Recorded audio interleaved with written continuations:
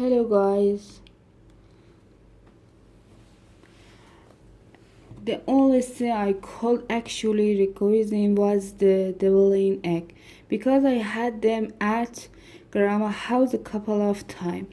I put about 10 of them on my plate, but when I bit into on the judge, the deviled egg and the Senal house didn't taste anything like the aunt's grandma make, and now I had a whole plate full of them. So I waited until no one was looking, and then I dumped all the deviled egg in this plastic plant in the dining room.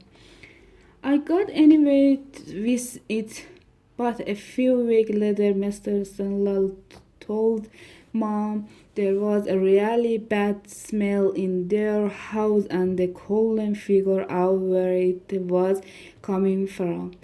At first, Mr. and Mrs. Selena thought the smell was coming from the carpet, so they hired a cleaner to come shampoo the rug, but that didn't solve the problem, and they thought maybe a squirrel or a mouse died in their walls. So they had a carpenter come in to try to find it. After a few weeks, I guess they couldn't take the smell anymore, so they moved out. And I have to admit, I felt a little bit quality when I saw they were taking their plastic plan with them. Ever since, I've been trying to figure out how to sneak some deviled egg into Fergley's house.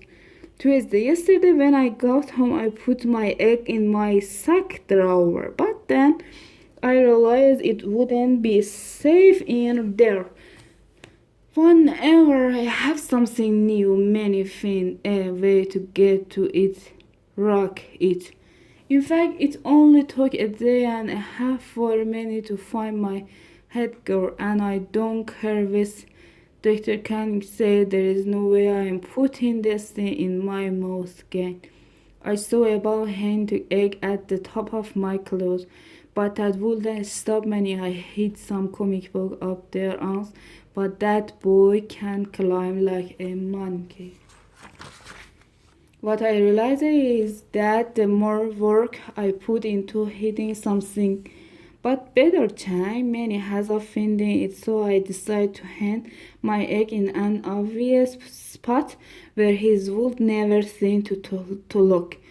I put it in the refrigerator on the second shelf, but this morning I opened the refrigerator to get my egg, and it wasn't where I left it. I went into a panic and I asked Mom if she'd send Manny take my egg out of the refrigerator. But Mom said she was the one who took it and that's what she was making me for breakfast. All of the sudden I felt a little sick to my stomach. I realized that if I couldn't even take care of an egg for 24 hours, I definitely have no business ever being a partner. When I got to school, I noticed that all the girls in my health class had got their eggs to school safely. Some of the girls were carrying theirs around a little punch they 7, and a few of them had even accessorized their egg with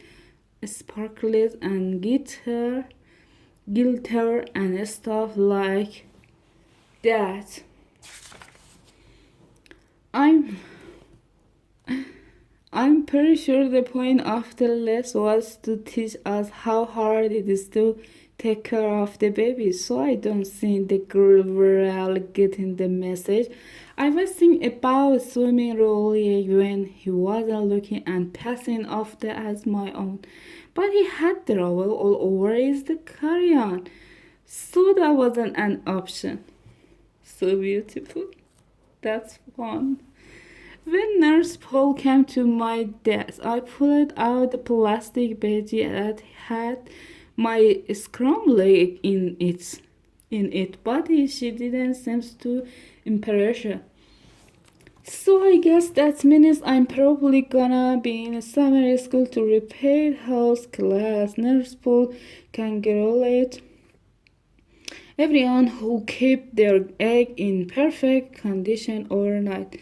Then she collect all the egg and threw them in the trash. Well, that sent really won the grill into hysteric.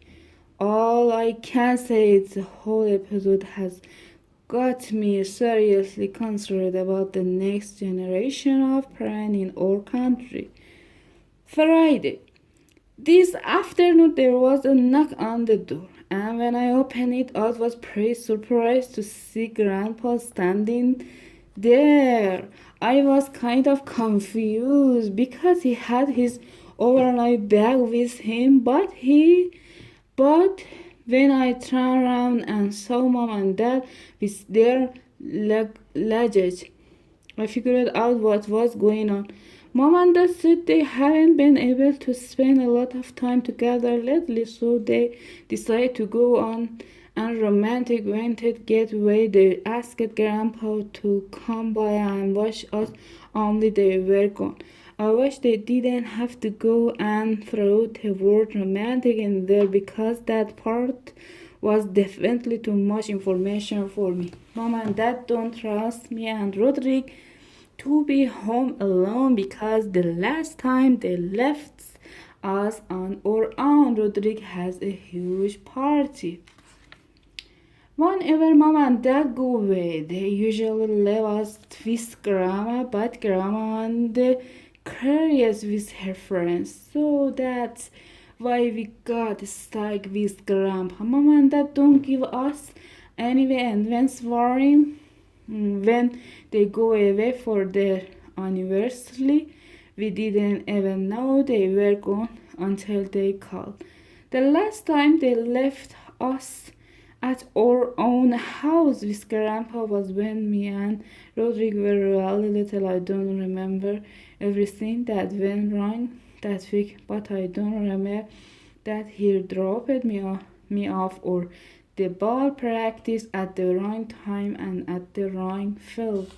I don't think Rodrigo was crazy about the idea of having Grandpa as a babysitter because the second mom and dad left, Rodrigo took off. Unfortunately, I don't have a van or a driver license of my own, so I was stuck with Grandpa and Mom.